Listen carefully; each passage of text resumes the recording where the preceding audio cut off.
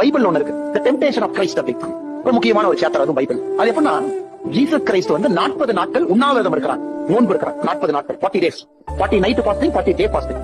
அதுக்கப்புறம் ஒரு டெவில் வர்றாங்க ஜீசஸ் கிரைஸ்ட் கிட்ட. 40 நாள் விரதம் இருந்ததுக்கு அப்புறம் எனக்காக நீ பண்றியா, உனக்கு எல்லாம் கொடுக்குறேன். கிரைஸ்ட் வந்து முடியாது.